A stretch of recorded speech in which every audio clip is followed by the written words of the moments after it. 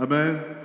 Voilà, donc je vous l'ai présenté le dimanche dernier, le frère Baptiste, vraiment avec qui Dieu abat une œuvre extraordinaire dans le centre de la Côte d'Ivoire. Et c'est lui qui va apporter la parole. Amen. Les enfants, vous êtes là? Est-ce que les enfants sont là ce matin? Est-ce que vous êtes prêts à écouter? Voilà. Le tonton que voici va partager avec vous quelques paroles de Jésus. Soyez attentifs, Jésus veut parler à vos cœurs. Alléluia. Est-ce qu'on peut acclamer le Seigneur? Est-ce qu'on peut l'acclamer? Quand on acclame le Seigneur, on lui dit des mots pour dire qui il est. Alléluia. Rapidement, nous allons prier le Seigneur. Chacun va demander au Seigneur de parler à son cœur. Amen, nous prions ensemble. Seigneur, nous te bénissons pour ces instants que tu rends possibles. Nous voulons que tu parles à nos cœurs, que tu parles à nos vies. Tu connais nos besoins, tu connais nos limites. Seigneur, viens et que l'objectif que tu t'es fixé en inspirant tes serviteurs pour aborder la pensée de l'excellence soit, ô Dieu, atteint dans le puissant nom de notre Seigneur et Sauveur Jésus. Nous disons tous Amen. Amen. Amen. Amen. Que Dieu nous bénisse.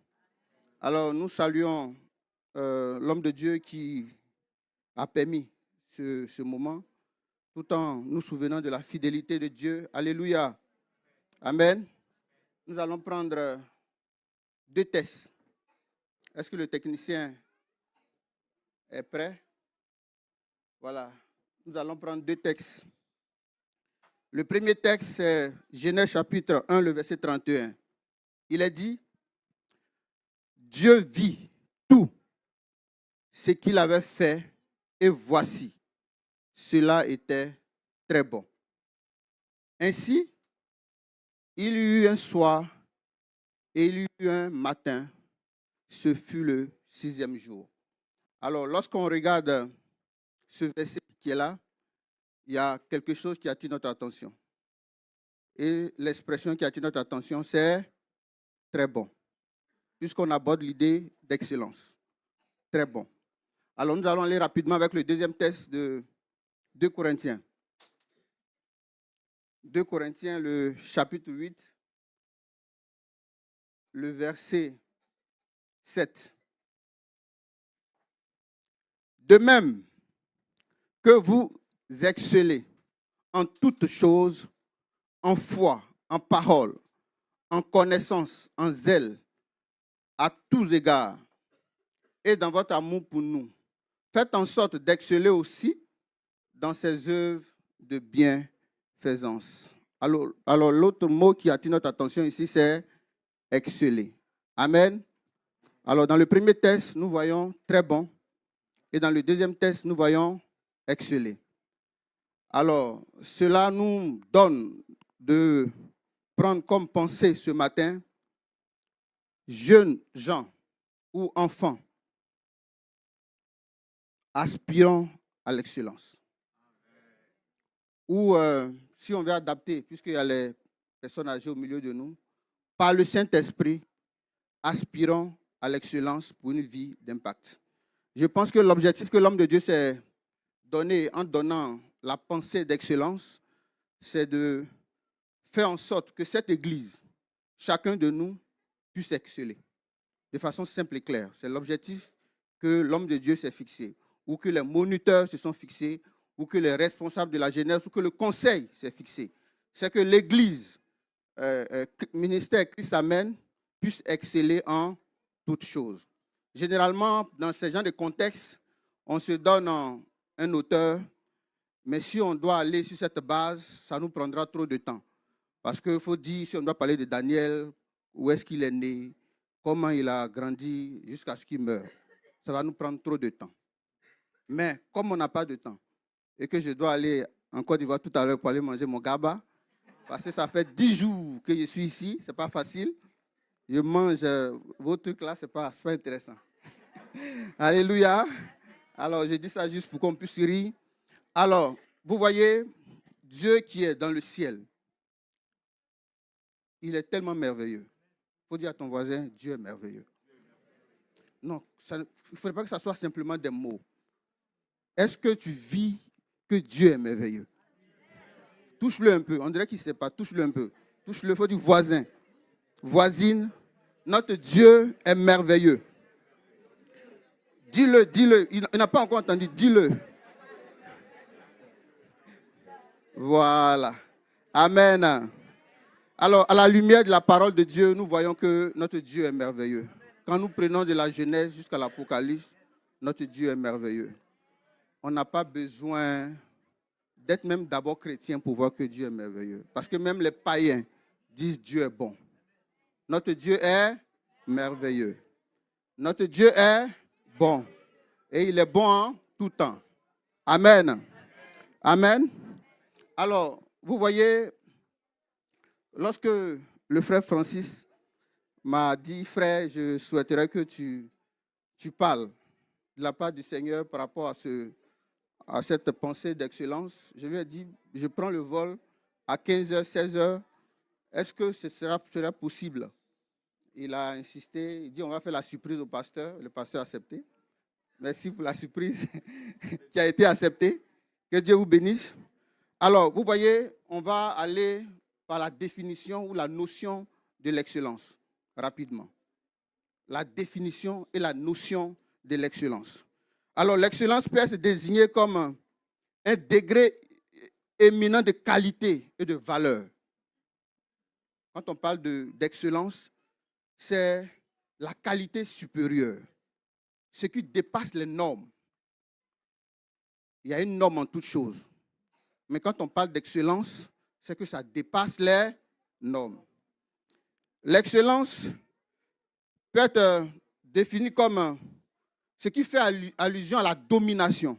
Mais pas la domination dans le sens d'écraser, mais la domination dans le sens d'être supérieur. L'excellence peut être aussi définie comme ce qui est au-dessus du commun.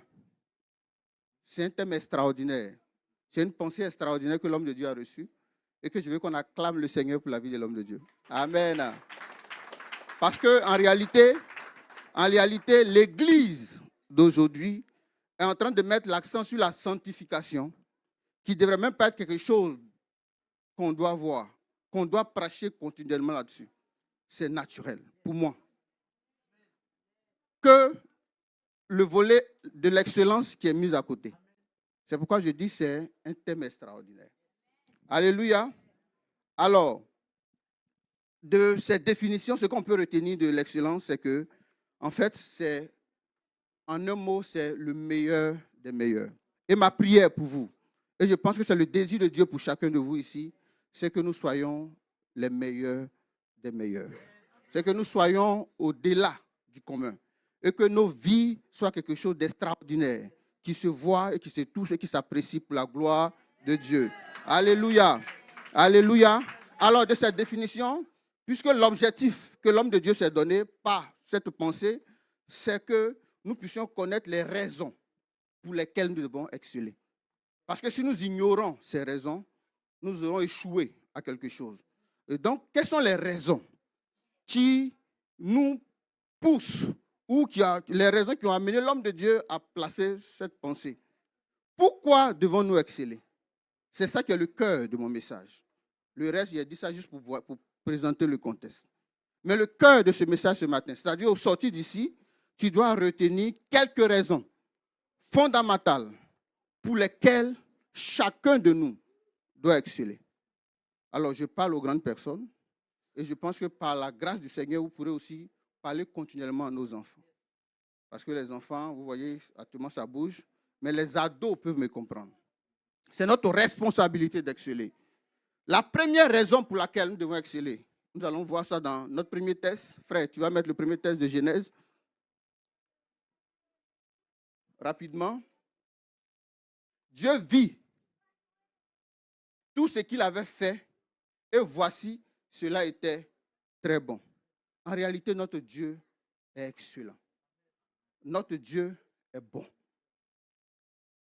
Et comme il est bon, et que l'être humain, l'humain que nous sommes, nous ne sommes pas nés d'une explosion ou de quelques mélanges chimiques, mais l'humain est sorti de Dieu. Et donc, comme notre Dieu est excellent, naturellement, nous sommes excellents. Est-ce qu'un cabri peut mettre bas un mouton? Non. Lui qui a fait le ciel et la terre, il n'est pas un Dieu ordinaire. Sa nature est excellente.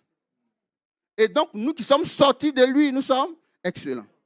Alors, c'est pourquoi dans Genèse chapitre 1, le verset 26, il dit « Faisons l'homme à notre image et à notre ressemblance ». Dieu étant excellent, ce qui sort de lui est excellent. Alléluia. Amen.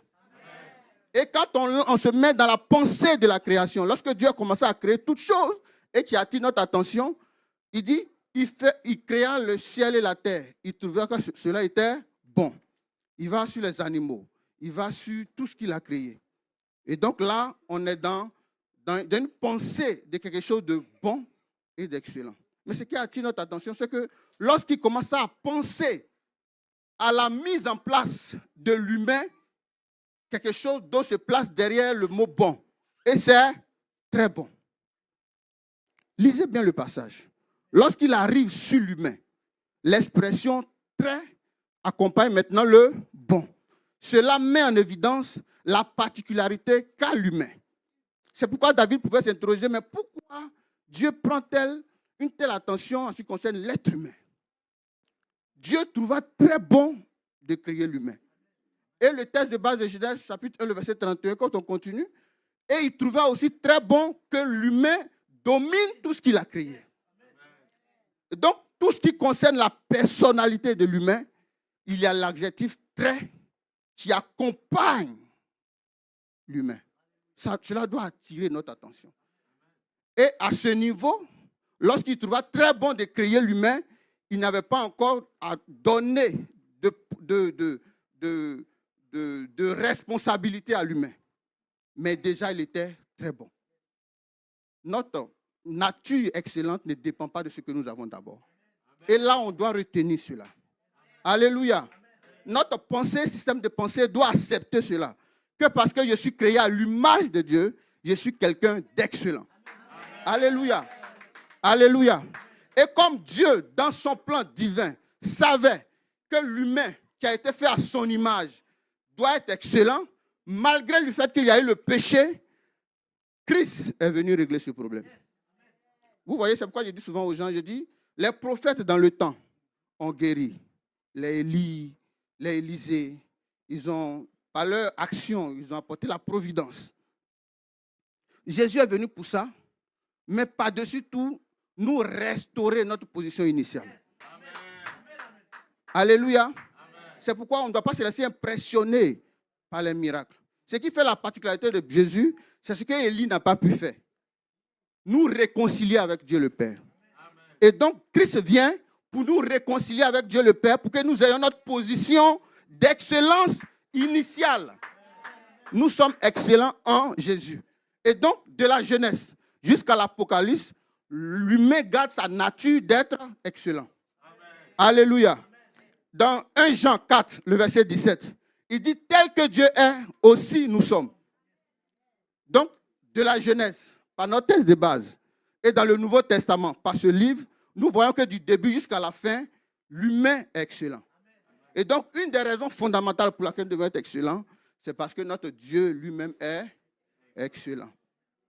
Retenons cela. Et en sortant d'ici, que notre esprit accepte cela. Que par notre nature, parce que nous sommes à l'image de Dieu, nous sommes excellents. Et nous devons la manifester. Amen. Nous sommes dans l'excellence. Par l'excellence, donc nous sommes excellents. Deuxième élément, ou bien deuxième raison pour laquelle nous sommes excellents. C'est pour être un modèle ou signe pour notre génération. Deuxième raison fondamentale. Pour être un modèle ou signe pour notre génération. D'abord, parce que nous sommes faits à l'image de Dieu. Deuxième, je dis toujours, puisque l'objectif initial, c'est que lorsque nous disons oui au Seigneur, nous sommes sauvés, nous partons au ciel. Mais pourquoi lorsque nous disons oui au Seigneur, nous sommes encore sur la terre? Puisque si l'idéal, c'était d'être avec Dieu le Père, dans les cieux, c'est que lorsqu'on dit, Seigneur, je t'accepte aujourd'hui, au ciel. Mais si nous sommes sur la terre, il y a un boulot à faire. Il y a quelque chose que nous devons faire. Et cette chose, c'est d'impacter. Et donc, deuxième raison, c'est pour être des modèles ou signes pour notre génération. Nous allons prendre Ésaïe chapitre 8. Rapidement, frère. Ésaïe chapitre 8, le verset 18. Voici, moi et les enfants que l'Éternel m'a donnés.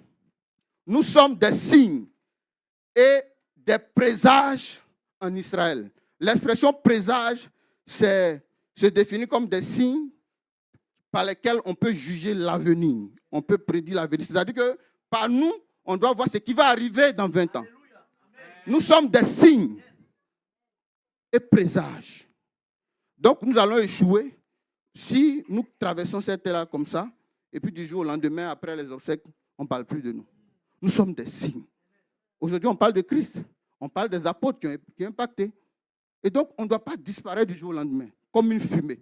Ce n'est pas logique. Nous sommes des signes et présages pour notre génération. Alléluia. Alléluia. Un enfant de Dieu est un signe. Donc, retenons cela. On va aller très vite. Troisième élément. Ils sont en train de chuter. Ils sont en train d'atterrir en Côte d'Ivoire, ici vers le Burkina. Amen. Parce qu'en la personne du Saint-Esprit se trouve l'esprit d'excellence. Parce qu'en la personne du Saint-Esprit se trouve l'esprit d'excellence. Et ça, nous devons retenir. Nous sommes des modèles. Quand on prend le même Ésaïe 11, le verset 2. Ésaïe 11, le verset 2. L'esprit de l'Éternel reposa sur lui. Esprit de sagesse et d'intelligence. Esprit de conseil et de force. Esprit de connaissance et de crainte de l'Éternel. Vous voyez, nous qui, en tout cas nous, au niveau de la Côte d'Ivoire, j'ai été parmi le bureau de la jeunesse, j'étais l'un des responsables du groupe de prière de ma jeunesse. On était, dans notre foi au début, zélés. En tout cas, notre ennemi, c'était les démons. Ah non. Ça, on ne jouait pas avec eux. Donc, quand il y a une situation, on se regardait dans le temple, on dit boucle le périmètre. Parce que pour nous, il fallait en découdre avec les démons. Mais en fait, on a réalisé après qu'au-delà des démons, au-delà des sorciers, au-delà de tout ce qu'on peut imaginer, voici aussi ce que le Saint-Esprit apporte dans la vie de quelqu'un. Alléluia. Le Saint-Esprit nous donne ces choses. Le Saint-Esprit nous donne ces choses. Est-ce que nous retenons cela? Quand on prend le livre de Philippiens, qui est un livre que j'aime bien, parce que le jour que je serai ici, peut-être j'ai prêché là-dessus. Le livre prend en compte les trois aspects de la chrétienté. Notre position en Christ, notre marche et nos combats, nos défis. Éphésiens, dans, je ne sais pas si c'est le chapitre 1, le verset 18 ou 2, il dit que nous sommes scellés avec le Saint-Esprit. Cette expression scellé prend en compte beaucoup de choses. En fait, vous voyez les femmes qui font les mèches, et puis on mélange avec les cheveux, et puis on natte. Avant, on aidait nos mamans, quand ça devient vieux, elle dit, il faut couper. Nous, on prend ciseaux, on veut couper, elle dit, coupe un peu vers le bas. Parce que si tu as coupé ici, ça diminue avec les cheveux en même temps, tout s'en va. En fait, c'est ça, scellé. L'humain n'est plus lui-même. On est entrelacé avec la personne du Saint-Esprit. En fait, c'est ce qu'on doit retenir. C'est-à-dire, il n'y a pas le Saint-Esprit à part et il n'y a pas l'humain à part. En fait, nous et le Saint-Esprit, on est comme un cocktail. Amen. Et donc, quand tu es né de Dieu, naturellement, tu dois manifester ces choses. Et ces choses vont au-delà de chasser des démons. Ça va au-delà de voir la vie. Effectivement, c'est un combat. La chrétienté, la foi, c'est un combat. Mais pas un combat où tout le temps, les démons, non. On doit les inquiéter, ils doivent aussi s'éloigner de nous. En fait, les démons doivent nous craindre aussi. Mais on ne doit pas prendre comme des machettes et puis on les chasse jour et nuit pour les... Non. Christ était venu, sa mission, ce n'était pas le diable. C'était nous sauver. Il parlait un peu de lui, mais pas qu'il parlait de lui pour le mettre comme ça. Il parlait de lui pour lui dire qu'il était comme ça, que lui, Jésus, il était au-dessus. Et donc, il est réel, mais notre responsabilité, c'est de valoriser la personne du Saint-Esprit. Et le Saint-Esprit en nous, nous donne ses valeurs pour que nous soyons des êtres supérieurs. Alléluia. Alléluia. Dans Exode 36, le verset 1 à 2, parlant de Belsaléel. Après, vous pourrez lire.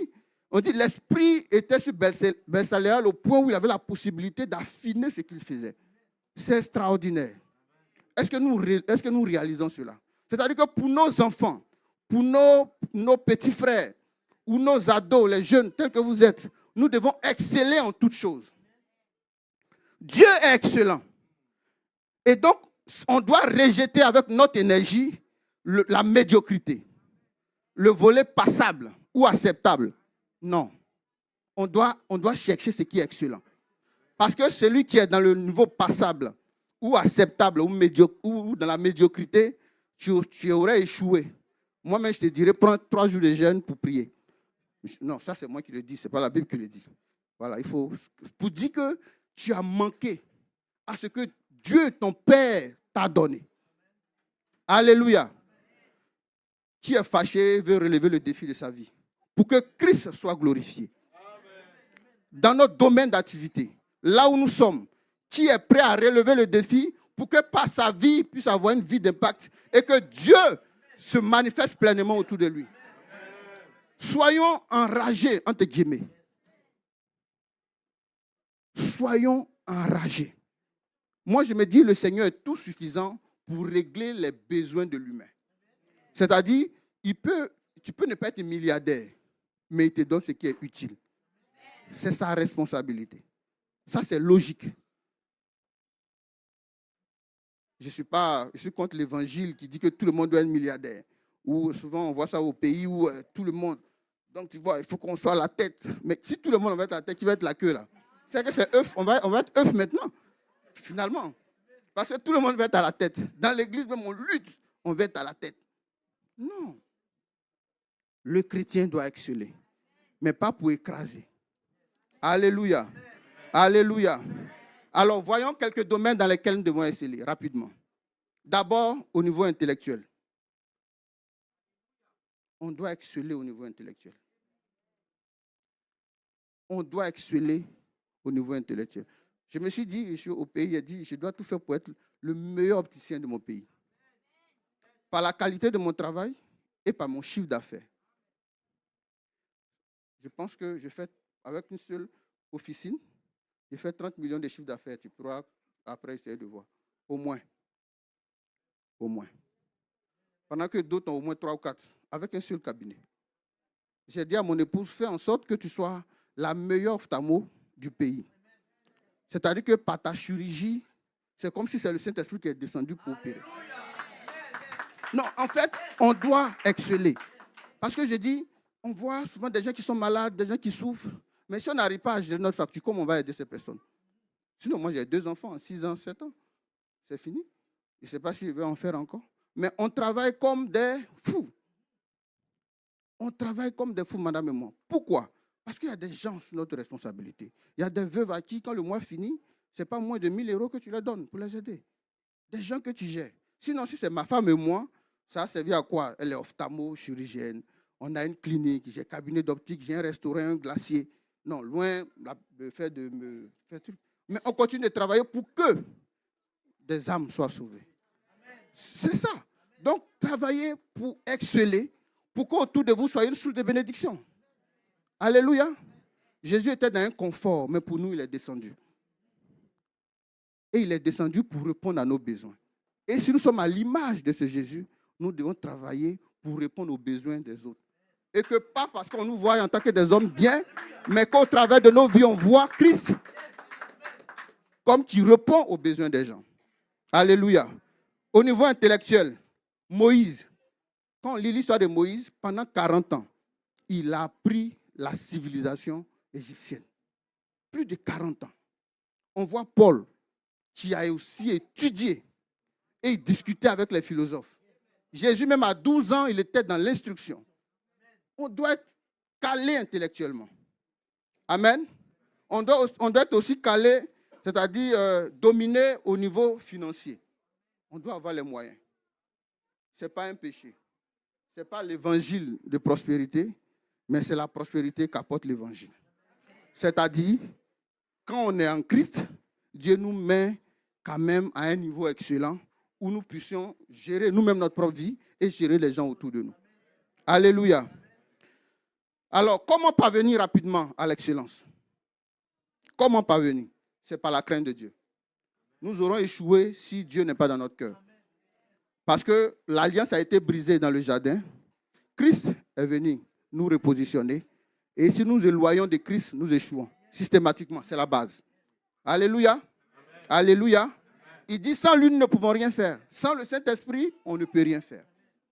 Alléluia. Comment parvenir à l'excellence? Par l'instruction et la connaissance. Proverbe 8, 10 le dit. Quand on est instruit, il n'y a rien de tel. Par manque de connaissance, mon peuple périt. Comment parvenir à l'excellence? Par la discipline et le travail. La discipline et le travail. Des gens qui sont constants dans le travail. Les adolescents, là, des gens qui sont constants sur le travail. Des gens qui s'asseyent et puis étudient jusqu'à ce qu'ils quittent. En tout cas, tant qu'ils ne retiennent pas, ils ne se lèvent pas. Chez nous, on appelait ça les 2 capis. C'est-à-dire que tu t'assois, tu bosses, ta tête chauffe, tu prends l'eau glacée là et puis tu mets sur la tête. Il faut qu'on bosse. Alléluia. C'est ça la discipline. Alors, qu'est-ce qu'on doit retenir au sortir de ces instants? C'est que notre Dieu est excellent. On a toutes les raisons de manifester l'excellence pour que son nom soit glorifié. Parce que lui-même, il est excellent. Parce que nous avons été scellés avec le Saint-Esprit qui nous permet d'être excellents. Et que nous devons faire du bien autour de nous par l'action du Saint-Esprit dans nos vies. Que Dieu nous bénisse et que sa grâce surabonde dans nos différentes vies. Dans le nom de Jésus. Amen. Est-ce qu'on peut se tenir debout rapidement? Rapidement, les mains levées vers le ciel. On va crier à Dieu. Tu as dit, Seigneur, tu connais mes limites. Agis en ma faveur pour que je puisse répondre à cet appel ce matin. Ensemble, nous parlons à Dieu et le pasteur va proclamer sur nos vies. Seigneur, nous te bénissons ce matin. Nous te rendons gloire et honneur pour ta bonté et ta fidélité. Seigneur, tu n'es pas un homme comme l'homme qui vient et qui bavarde sans rien dire. Mais toi, quand tu parles, c'est que tu as un objectif à atteindre. Et nous croyons ce matin que tu as donné ce message parce que tu veux restaurer, tu veux repositionner et tu veux encore élever davantage cette assemblée. Seigneur, nous prions que ta parole s'accomplisse au nom puissant de Jésus-Christ. Seigneur, manifeste ton règne, manifeste ta grâce et que le Saint-Esprit achève cette œuvre merveilleuse dans cette assemblée pour la seule gloire de ton nom, au nom de Jésus. Amen. Alors, nous écoutons la prière de l'homme de Dieu. J'ai envie de t'écouter. Déjà, le programme en janvier, tu me donnes tes dates. On a un programme avec 3 excellents pasteurs qui seront là. Vous savez, dans Luc chapitre 1, je pense au verset 2 ou au verset 3, Luc, le médecin, salue l'excellent Théophile. Amen. Il dit, salut, excellent Théophile. Dieu nous appelle à l'excellence. Quand j'ai reçu l'appel de Dieu, je pensais que c'était pour chasser les démons. J'ai commencé à entrer dans le chasser les démons, prêcher l'évangile partout. Et un jour, à une veillée de prière, un frère m'a dit que le Seigneur t'appelle à l'excellence. Il te donne l'intelligence pour l'excellence. Alléluia. Je ne fais rien à moitié. Bats-toi pour réussir dans tes études. Il n'y a rien qui te dépasse. Il n'y a rien qui soit plus grand parce que l'Esprit de Dieu est en toi. Lève-toi, tu seras la tête et non à la queue. Alléluia. L'Esprit qui est en toi te rend capable de réussir toutes choses.